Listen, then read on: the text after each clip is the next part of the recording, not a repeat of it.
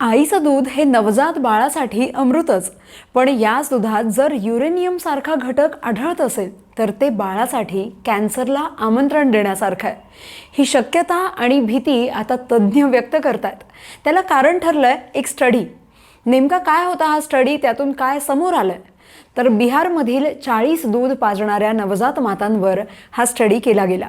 त्यात त्यांच्या breast मिल्कच्या सॅम्पलमध्ये uranium U-238 हा धोकादायक घटक असल्याचं दिसून आलं। दिल्लीच्या एम्स हॉस्पिटलमध्ये डॉक्टर अशोक शर्मा हे या अभ्यासाचे सहलेखक आहेत। त्यांनी सांगितलं की 40 मातांच्या ब्रेस्ट मिल्कचं परीक्षण केलं गेलं। त्या सगळ्यामध्ये युरेनियम आढळलं।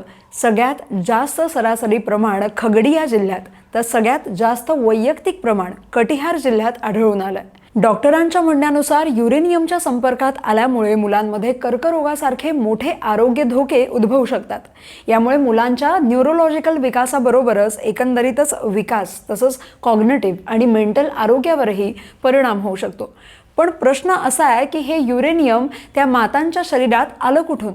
तर बिहारमध्ये भूजलाचा पिण्यासाठी आणि अन्नातही मोठ्या प्रमाणात वापर होतो। त्यातूनच हे प्रमाण वाढल्याचं सध्या दिसून आलंय। यात दिलासादायक बाब अशी आहे की ब्रेस्ट मिल्कच्या सॅम्पलमध्ये युरेनियमची पातळी जेवढी आढळली आहे त्यातील मातांनी शोधून घेतलेलं बहुतेक युरेनियम मूत्राद्वारे शरीराबाहेर पडतं आणि ते ब्रेस्ट मिल्कमध्ये कॉन्सन्ट्रेटेड होत नाहीये।